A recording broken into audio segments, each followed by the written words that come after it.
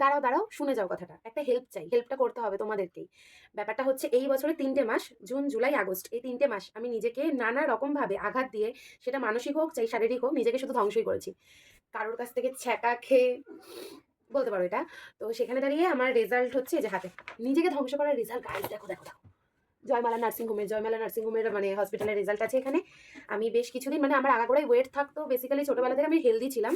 তো আমার আগাগোড়াই ওয়েট থাকতো হচ্ছে ৭০ থেকে ৮০ কেজির মধ্যে। এবার এই নিজেকে অত্যাচার করার পর না আমার ওয়েটটা হয়ে গেল ৬১ কেজি। আমার হাইট ৫ ফিট ৪ ইঞ্চ। তো আমি ২২ বছর বয়সে হঠাৎ করে মানে লাইফের ১ম ধাপ করে আমার ওয়েটটা নেমে গেছে।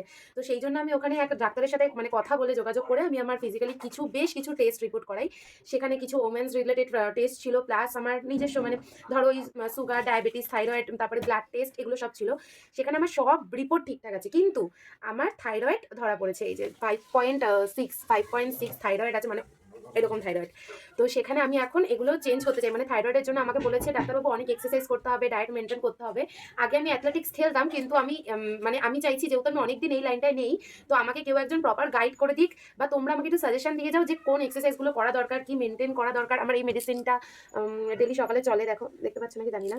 তো থাইরয়েডের মেডিসিন এটা। আর আমি এমনি এখন পুরো সুস্থ, বাট আমার থাইরয়েড ধরা পড়েছে। তো আমি চাই যে তোমরা যে দাদা দিদিরা আছো, বিশেষ করে যারা জিম করো, জিমে যাওয়া আমার হবে না। এক টাকার খরচা, সেকেন্ড হচ্ছে ঘরের ভিতরে এক্সারসাইজ আমার ভালো লাগে না।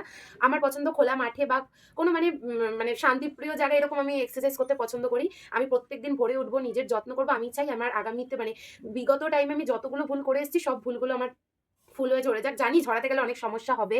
আমি সেগুলোর সম্মুখীন হচ্ছিও। কিন্তু আমি নিজেকে আবার চেঞ্জ করতে চাই। শুধু নিজেকেই না, নিজের মানসিকতা, নিজের যে শারীরিক পরিবর্তন সেগুলো সব আমি চেঞ্জ করাতে চাই। তো আমাকে একটু পারলে তোমরা পজিটিভ থিংকিং কিছু কথা বা কিছু সাজেশন দিয়ে যেও। নেগেটিভ কথা বলো না কেউ। কারণ নেগেটিভিটি এমনি আমার জীবনে পুরো ভর্তি।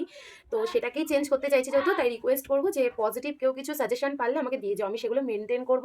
আর আমি এটা দেখি কতদিনের মধ্যে কি করে উঠতে পারি। Thank you. কথাগুলো শোনার জন্য থ্যাংক ইউ।